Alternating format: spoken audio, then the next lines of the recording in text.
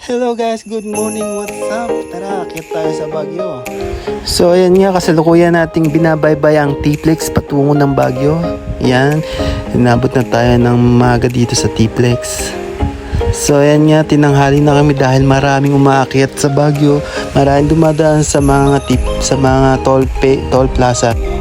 At yan nga, nagpahinga muna kami dito sa Petron para medyo kumain muna at tanghali na rin para makapagpahinga muna yung aming sasakyan.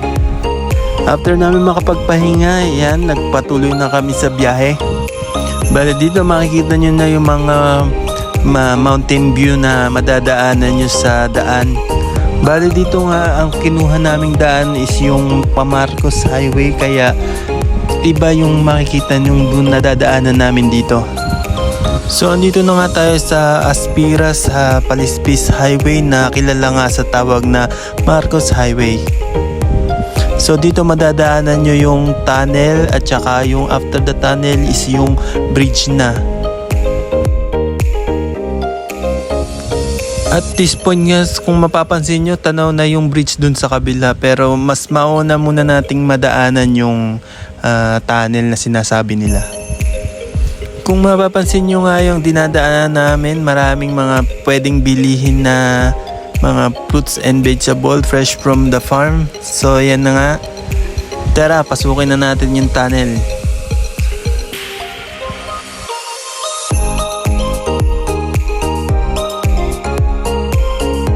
So ayan nga guys, nakalabas na tayo sa tunnel at dito nyo nga lang pala yan matatagpuan sa Marcos Highway sa may Aspiras Palispis Hintuba Benguet. Dito naman makikita nyo yung sinasabi nilang bridge sa mga paanan ng bundok. So ayan, makikita nyo yung haba ng tulay na sinasabi nila. Sa mga first time na aakyat ng Baguio, masasabi ko lang, kung first time mong aakyat dito, maa-amaze ka talaga sa mga madadaanan mong tanawin. Just make sure na hindi ka matutulog para hindi mo naman ma-miss yung mga magagandang tanawin na madaraanan mo habang paakyat kayo ng Baguio City. So eto na, malapit na kami ngayon sa Baguio City. After this bridge, malapit na kami dun sa may Sky Ranch ng Baguio.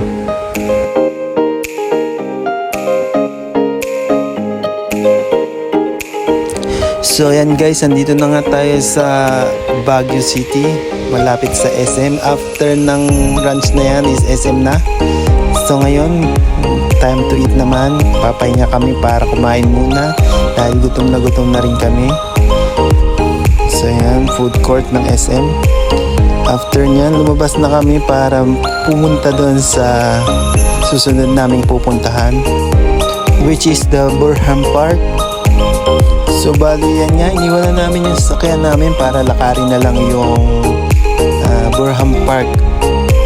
Bali kailangan lang nating lakarin yung Burham Park from SM Baguio, mga siguro 200 to 300 meters away. Along the street sides, makikita nyo yung mga bulaklak na tinitinda nila dahil ngayong panahon na to is malapit na yung Pinagbenga Festival, kaya dadami na yung mga nagtitinda ng mga bulaklak dyan sa street side. Now, andito na tayo ngayon sa Burham Park, sa loob ng Burham Park. So ayan, mamamasyal muna kami dito para makapagpalamig. Kahit nga katanghali ang tapat, medyo malamig pa rin ang klima sa Baguio.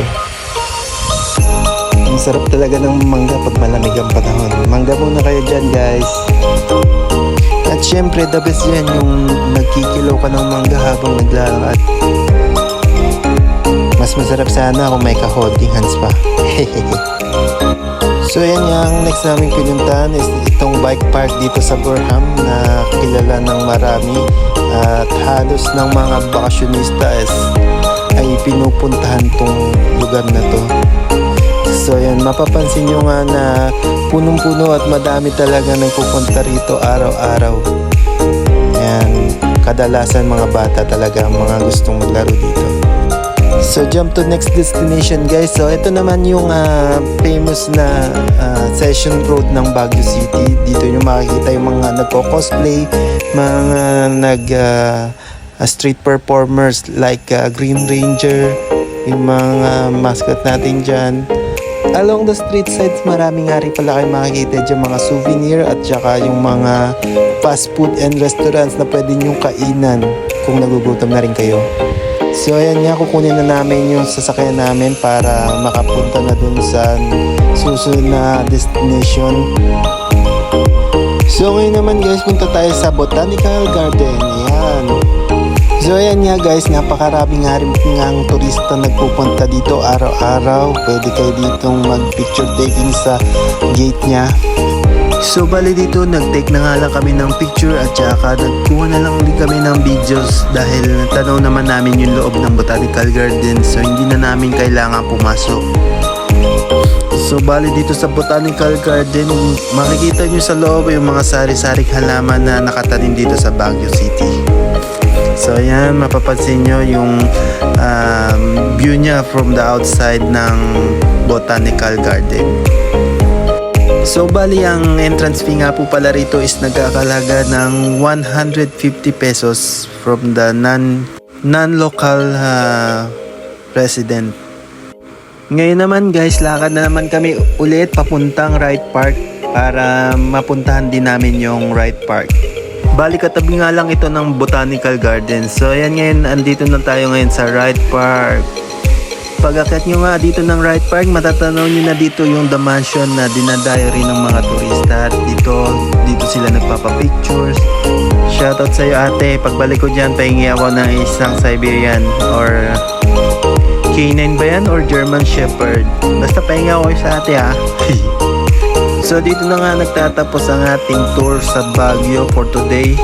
Kaya yan, uwi na kami sa aming uwian, sa aming transient na inarkila para sa magdamag na ito. So yan guys, salamat sa panonood. Thanks for watching and please like and share this video. Subscribe na rin kayo kung gusto nyo. Kung gusto nyo lang naman. Thank you.